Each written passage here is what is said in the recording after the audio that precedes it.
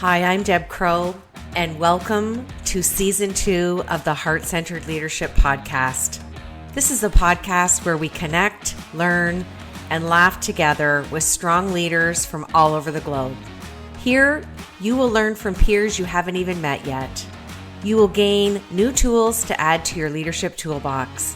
Because whether you're a C-suite executive or a first-time entrepreneur, we all contend with challenges, and there's always room for improvement if we choose to seek it. So please pull up a chair and listen in. This is the Heart-Centered Leadership Podcast.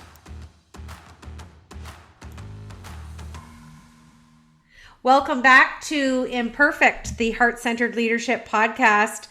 You know, Season 2 is just unveiling and already exceeding my expectations. And I've come across another amazing heart-centered leader that I'm really excited to introduce you to. So let me tell you a little bit about my guest today. His name is Oyauma Garrison. He is the president and chief executive officer at A Kid Again, which is a nonprofit organization providing ongoing adventures for kids facing life-threatening conditions. So near and dear to my heart. I love this. I can't wait to talk to you. A Kid Again provides hope, happiness, and healing through ongoing fun activities, which they call adventures. Oyauma is a former insurance company executive for over 20 years. He worked at State Farm Nationwide, Allstate, and Jacobson, and he currently serves as a director on the board of Buckeye Insurance. So Oyauma, welcome to the show. You know, Deb, I am absolutely thrilled and excited to be here. So thank you for having me. Well, you know, I join you in the ranks that I also worked as a medical case manager in that corporate insurance world. And I always am enlightened and delighted when I find another person like you who has found a higher purpose and left the corporate world. So I'm gonna jump into my leadership questions because there's so much richness that I know you're gonna bring to this conversation. So share with us, because I know there's a story, what brought you to the decision to leave your corporate job in the insurance industry and start the nonprofit? So first and foremost, Deb, I got to tell you, this is an absolute pleasure to be able to share my journey, because I know that ultimately there are many others out there that have probably been on a very similar path, and some that are probably right there on the cusp of making these types of decisions. And so for me, this is just my own personal journey, which is there are people who walk into this world of the nonprofit and the service and the ability to do good because they know that that's their calling.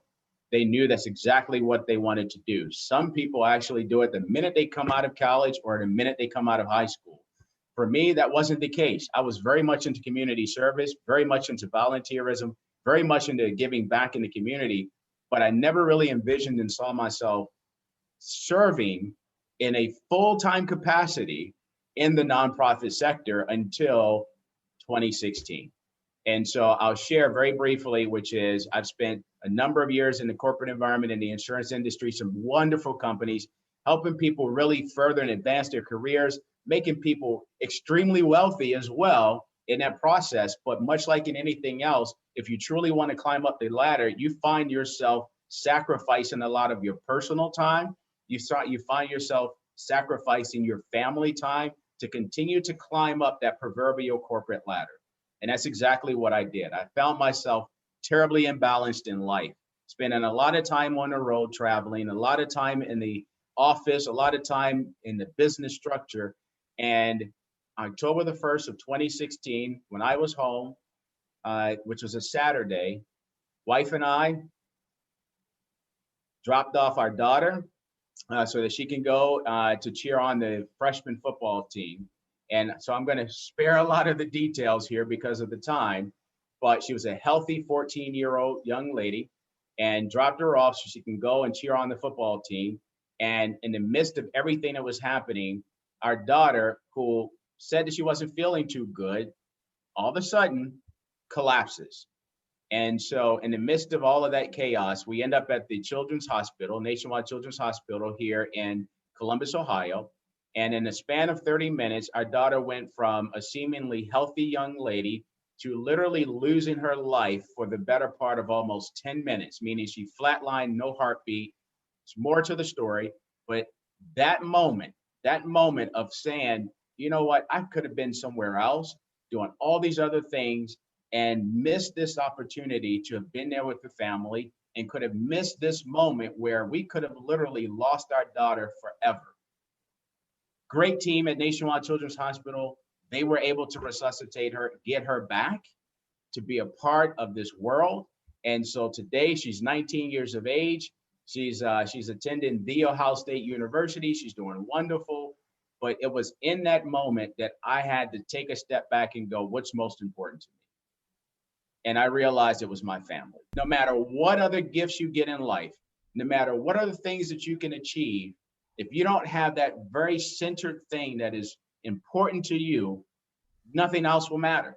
And so it was in that moment that I felt like I got pushed to say, I need to do something different. I need to make a difference. And the way that I can do that is by entering into, at least at that moment, into the nonprofit sector. And so I had great conversations with a number of mentors, and many of them said, oh, just go serve on a board, go do all the things that you've done in the past.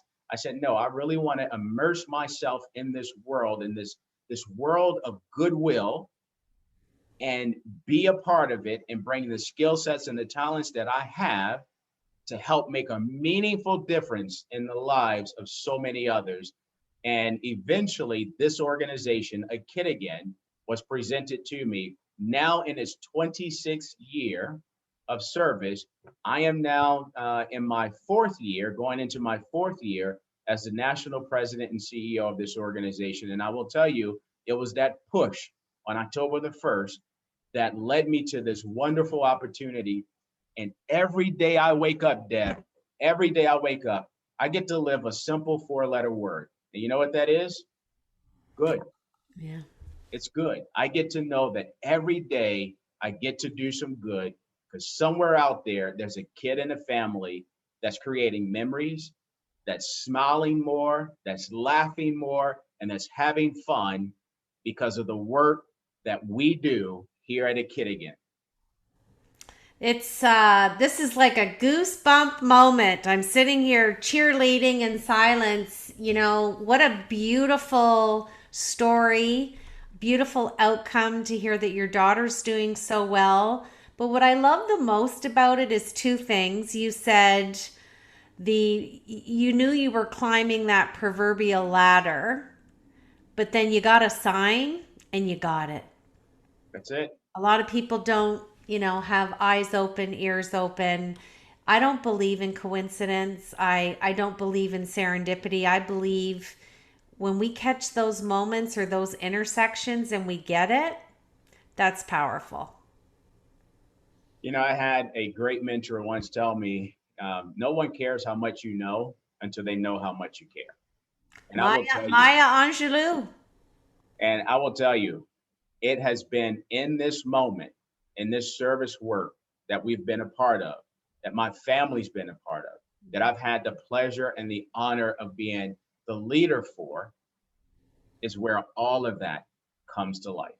Absolutely. And the other cliche that we always hear, it's not about the money, it's about the moments. That's right. That is right. That's beautiful. Okay, my second question, I decided is going to have permanent residency on our show because we're in season 2, which I still pinch myself and can't believe. What imperfections do you bring to your heart-centered leadership? The great thing about being a servant leader, the great thing about having pure heart and passion and purpose, it's always wonderful. But the one thing that I do know that I struggle with often is patience. And as simple as that may seem, and in part because the work that we do here, at least at A Kid Again, we know that there's a child out there that could be living the last 6 months of their life. And what we want to make certain that we're doing is that we're providing as much as we can in terms, and as many as we can, in terms of the adventures and the opportunities so that they can go off and have some fun and create memories with their families. And so when I think about that, even as a leader, the one thing that we often have to wrestle with is, what are those imperfections? And I know for me, a part of that is just patience. The ability to know that, you gotta, sometimes it's just, you wait, you plant a seed, and eventually it will grow. Some people want the fruit to come immediately. I used to be like that, and I am learning from those imperfections. It's the hardest virtue to exercise, and I think it makes us all encompassing. It's just that virtue that we try and be a little bit better each day. And I think a lot of my guests have joined you in that impatience, imperfection, but I think impatience too is just our excitement ready to be unleashed sometimes as well. Absolutely, it can be. I mean, you're eager, you're ready, you're excited, you just want great things to happen. Oh, absolutely. Now, I asked you before the show to write for me what you thought were your three words or three things that you thought about for leadership. And I'd love you to unpack this a little bit for us. And you said service, be the example, and then you wrote to lead by example, and then sacrifice. So tell us how those three landed up in your leadership toolkit. You know, to be an effective leader, that means you have to be a leader that also recognizes that you have to be able to provide some level of service. And no matter what that is, whether you're a coach, whether you're the teacher, whether you are helping to drive something, show up. To me, that's what that really means. Is in service, that means we need to show up. And it's always easy for some leaders to just dictate, to prescribe. But if you really want to be an effective leader, it leads into bullet point number 2, and that is to be the example and to lead by example. You can't ask your team to go charge a wall if you've never charged a wall yourself. You need to be able to help them and show them the path. That's what I've been taught. That's what I have seen of some phenomenal leaders over this very short period in time that I've been on, God's green earth. And I have seen wonderful, wonderful things as a result of that. But it also bleeds to sacrifice. And so I will tell you that in order to be an effective leader, there will at some point require you to sacrifice something, whether it's your own personal time, your own personal talents, treasury, whatever the case may be. And so as I think about all three of those things, that service, Mm-hmm. be the example, to lead by example, and to have some understanding that to get to where you want and to be the most effective leader, it will require sacrifice. And here's a good example. You never know when an employee or a client is going to call you because they're experiencing some level of trauma or anything else. And you need to be there, because if they're calling you, that means they trust you. They have a relationship with you. They're connected with you. And what they're asking of you is to invest your time in that moment.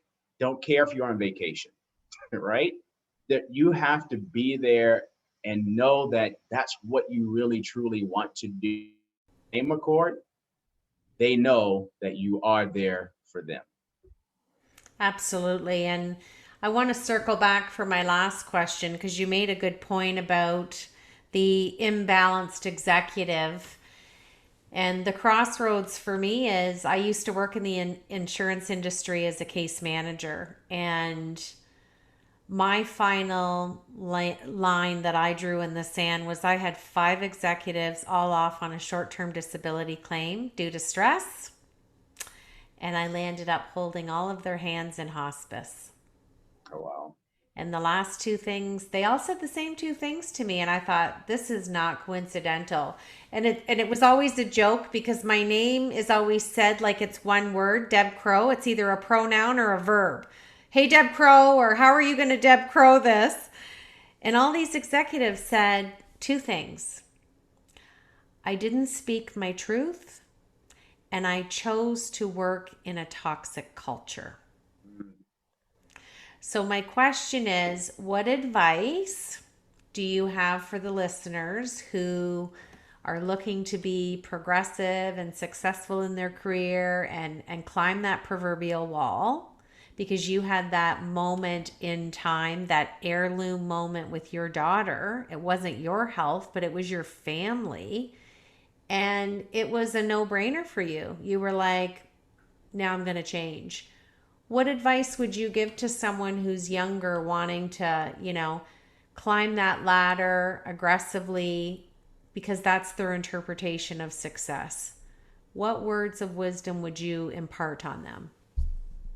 So a couple of things that I would say is, number one, yes, there's going to be some level of sacrifice, and we know that.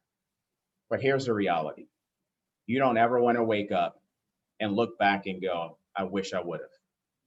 So give it a try. Step out on faith. Take that jump. Go out and give it a try.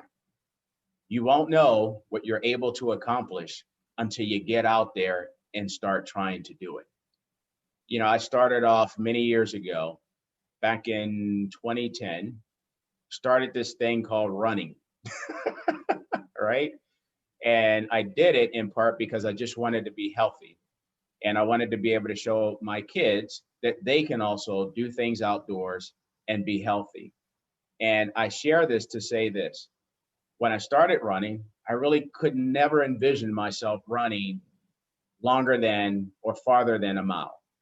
And today I get to say the furthest that I've actually run has been 50 miles. And I share that because here's the reality. If you don't give it a shot, if you don't go out and try, you'll never know what it is that you're going to be able to accomplish. But you also have to be able to follow your passion. Don't set aside the things that you find to be true to you so that others feel good about themselves and or that you feel locked in financially or in any other capacity. Stay true to who you are. Follow your passion and your dreams. Best thing that you can ever do is go out and live your passion. Because when you do, the money will follow. Don't follow the money. Don't follow the title. Titles come and go. Money will come and go. At the end of the day, your due north is what I like to call it, right? Your due north. Stay focused in on that and just go after the things that you know that when you wake up every day, it doesn't feel like work. It feels like you're living your dream. Yeah, that's great advice. I call it the North Star. Similar languaging. Very, very true. Great advice. And you know what? I like to throw in it's okay to fail forward. That's right. It's okay. We've all landed on our kneecaps and it's getting back up. It's allowing yourself to take your toe, even if it's your toe, and just step a little bit out of that comfort zone. That's where the magic happens. We don't grow by being comfortable or being complacent. Great. I had a great mentor who shared that exact same advice. The minute you find yourself comfortable is the minute you should immediately make yourself uncomfortable. Well, it makes me think of brands. I think of Sears and I look at what happened to them, and now I look at Amazon. And it's such a great example to talk about, even on a leadership podcast, because when you get comfortable, you get lazy, and lazy is the on ramp to complacency. And then everybody else is out in the future going, let's look into the future and see what we can be and do. And then they bring it back to the present and they do it. Great example. So leadership is the same. People don't realize, and I'll throw another kind of question in here. When you lead at your level, people think it's all rainbows and unicorns, and I'm being funny here. You're navigating a ship right now, trying to keep pointed at the North Star through the tsunami. You are expected to do what you do at a very high level, even though you're still driving through the tsunami. And I think people don't realize and have a perception that being a CEO at any business, it's a hard position, and it's not for the weak. Yeah, I mean, there's a lot that you have to navigate every day. tons of constituents, tons of opportunity. You've got to, in essence, almost have your fingers into a couple of different areas, not necessarily from a micromanagement perspective, but a knowledge, because you're expected to know, and or at least to be able to continue to push and drive. So there's a lot that comes along with it. And leadership is not for the faint at heart. And it is certainly not for those who want a lot of glory and or attention as a result of it. Because I also had a mentor who once said, it's our jobs as leaders to absorb the heat and radiate the joy, right? And if that is the case, then it's also up to us to ensure that when things are going well, we are spreading those accolades out. And when things are not going so great, that we're stepping forward into the spot and taking that all on. And then we manage everything else from there. So that's our jobs. That's our role and responsibility. But everyone can be a CEO. And that's what I share, which is you are the CEO of you. You could build your own board of directors. I know some people call it their kitchen table, right? So you can start with you and start with you incorporated. You're the CEO. Where do you want to go? How do you want to manage yourself? And what feedback do you need from others to ensure that you can achieve those results and the outcome? Well, and I love that. It's one of the things that I've tried to impart with this podcast is that leadership belongs to everybody. Right. You don't need a title, a stature, a big long list of roles and responsibilities. And what you just so beautifully crafted there is heart-centered leadership. And you can be vulnerable and transparent while you're leading because you're not perfect. You're imperfect. That's right. Hence the name of the show. Did we just come full circle there, I think? All right, I'm going to switch to my Fab Four. These are just my fast Fab Four. We want to know what's on the top of that brilliant mind of yours. So first question, tell us something that we don't know about you. So I am a radio DJ or former radio DJ back in college. We called it the WDUB, the doobie. So I had the late night time slots. Yes, this was back when we had record albums and CDs and cassette tapes. And so it was all fun and I absolutely enjoyed it. I So love I was that. a campus DJ. Well, and think about all the transferable skills you've packed up, probably that are evident every day in your role as CEO. That's a great story. All right, finish this sentence for me. Heart-centered leadership is? Leading with passion and purpose. Love that. Share with us a book that you are reading right now or that you have just read and the author and the title, and tell us why. So I'm actually rereading a book that I have enjoyed for quite some time, that I have shared with a number of people, and it's What Got You Here Won't Get You There. And the intent behind the book is to help people understand that you bring a wealth of skill sets and talents to the table. And that's the reason why you're performing so well where you are. However, once you get to the next level, whatever that's going to be, whether it's a director's role, a CEO role, whatever the case may be, the requirements are going to change a bit. So you may move from tactical to strategic. And sometimes you have to be able to filter between the two. And so I love this book. Anytime I onboard new employees, or if I'm going out and speaking publicly to young professional groups, I often encourage them to pick this book up because it's a great way for them to understand that all those wonderful skill sets that got them noticed is wonderful. They're going to have to now step it up because the requirements are going to change a bit, especially as they start to climb that ladder. Absolutely. That's great advice. Who is the author of that book? Jack Goldsmith. Jack Goldsmith. Okay, another great book. I'm gonna have to make a list from all these great books that we're chatting about on the show. All right, my last question is, what is one thing you would like our listeners to remember about you? At the end of the day, if you could bring a smile to anyone's face, you've done good for the day.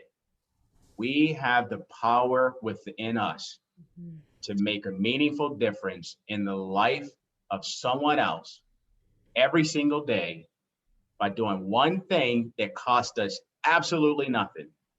And that's, how do you bring a smile to someone else's face, to light them up, to energize them, and just keep on moving. Well, and in your case, it's that four-letter word: being good, being heart-centered, and being kind is such a strength, and it's so easy to do. And you emulate that in the role that you're doing now. And I think you've landed where you were supposed to land. It's so evident, and you have such a proudness to the role that you're doing now. And we're lifelong learners when we stay open-minded and keep mentoring and strive to mentor. I think it allows us to be that strategist that you talk about, but it's so aligned with our heart-centered leadership. It's a good place to be. Absolutely. Well, it was delightful to meet you. I'm glad our paths crossed. I always tell all my guests, you're stuck with me now. It's a life sentence. This is a relationship to have future conversations, and I just wish you all the best. And I'm very grateful for your time today and your expertise, but more importantly, for sharing your heart. Thank you, Deb. And thank you to everyone out there. Continue to live your passion. You've been listening to the Heart-Centered Leadership Podcast. I'm Deb Crow. If you like what you heard today, please rate and review the show. And I'd love it if you'd visit my website at debcrow.com, where you can sign up for my newsletter and get access to the Heart-Centered Leadership Toolkit, all free of charge. Thanks for your time, and we'll see you again.